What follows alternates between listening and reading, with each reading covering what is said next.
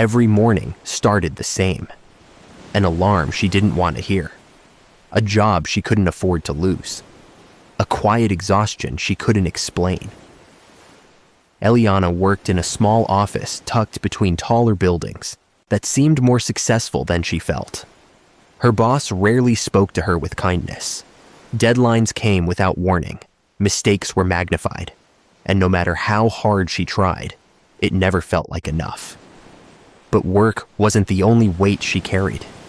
Life, lately, had been unkind. Bills stacked faster than she could pay them. Friendships had faded. And somewhere along the way, she stopped recognizing the girl she used to be. The one who laughed easily, who believed things would work out. Now, she just got through the day. Some people break loudly. Others break in silence. Eliana was the second kind. She didn't cry in front of people. She didn't complain. She didn't ask for help. She just carried it. Until one evening, everything felt heavier than usual. It had been a long day. Her boss had criticized her work again. Her phone buzzed with another bill reminder she couldn't ignore. And as she stepped outside into the cool evening air, something inside her finally cracked. Not dramatically, not all at once, just enough to make breathing feel harder. She sat down on a bench near the sidewalk, staring at nothing in particular. And for the first time in a long time, she felt lost. Rough day? The voice was calm, gentle. Eliana looked up, slightly startled. A man stood a few steps away, not too close, not intrusive, just present. His name was Daniel. There was nothing extraordinary about his appearance. No polished image, no attempt to impress. But there was something rare about him. Peace. The kind that didn't need to announce itself. "I'm fine," Eliana said automatically. He nodded, as if he expected that answer. Most people say that when they're not. She almost smiled. Almost. "I'll be okay," she added. Daniel didn't argue. He didn't push. He simply sat down at the other end of the bench, leaving space between them. "Okay," he said softly. And somehow, that felt easier than being questioned. They didn't talk much that first day. Just small things. Names, the weather, nothing important.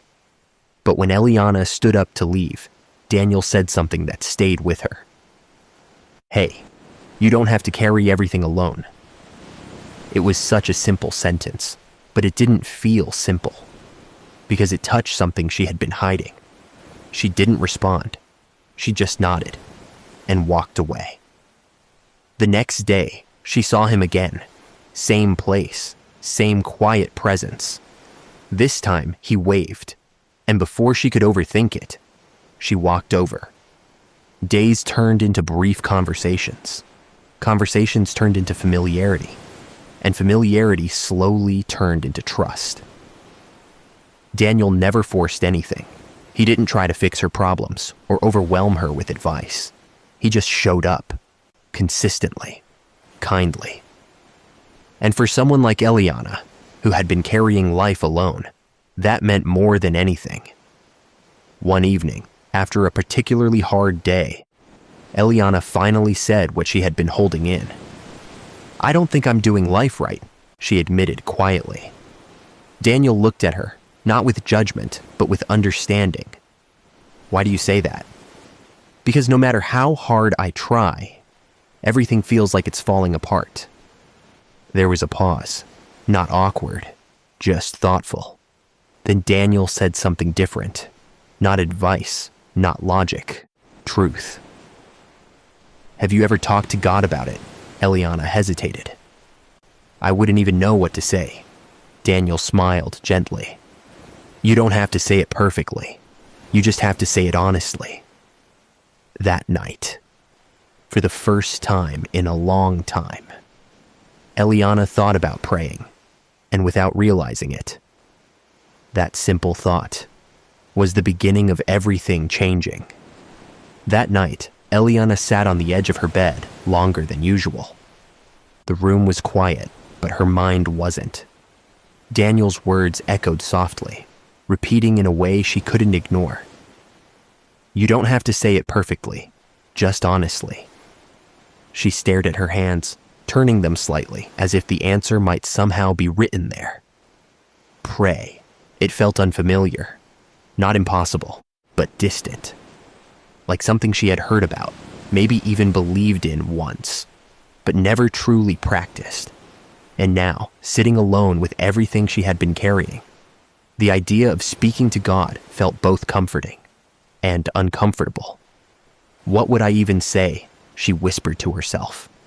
There was no script, no structure, no certainty that anyone was even listening. And yet, something in her heart nudged her forward. Slowly, almost hesitantly, Eliana leaned back against her bed and looked up at the ceiling. Silence filled the room. For a moment, she almost stopped, almost gave up, almost decided it wasn't worth trying. But then, she remembered how she felt earlier that day. The weight, the exhaustion, the quiet breaking, and instead of holding it in like she always did, she spoke. God. Her voice was soft, uncertain. She paused, swallowing the lump in her throat. I don't really know how to do this. Another pause, longer this time. But I'm tired. The words came out heavier than she expected. Tired of trying. Tired of feeling like I'm failing. Tired of carrying everything by myself. Her eyes filled with tears she didn't try to stop. I don't even know if you're listening, she admitted. But if you are, I need help. It wasn't polished. It wasn't perfect. But it was real. And for the first time in a long time, Eliana didn't feel like she was holding everything in. She exhaled slowly, her shoulders lowering as if something invisible had shifted. Nothing dramatic happened. The room didn't change. There was no voice, no sign, no sudden answer. But something inside her felt lighter. Not fixed, not solved, just lighter. The next morning felt different. Not because her problems were gone, they weren't. Her alarm still rang too early. Her responsibilities still waited. Her life hadn't magically changed overnight. But as Eliana moved through her morning routine, something small but noticeable stayed with her. A quiet sense of calm. It didn't make sense, but it was there. Later that day, as she walked past the same bench, she saw Daniel again. He looked up and smiled like he had been expecting her. Hey, he said. Hey, she replied.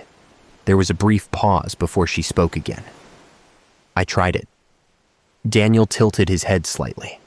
Tried what? She hesitated. Talking to God. His expression didn't change dramatically. He just nodded, like it mattered.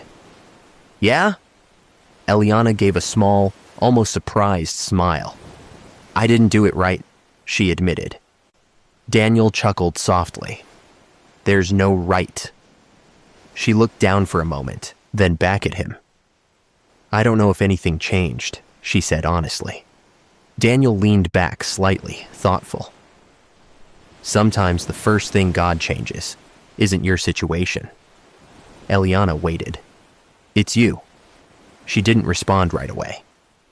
But something about that stayed with her. Because deep down, she knew something had shifted, even if she couldn't explain it yet. That evening, for the first time in a long time, Eliana didn't feel completely alone, and she realized something simple, but powerful. Maybe her life hadn't started changing yet, but her heart had. And that was where everything would begin.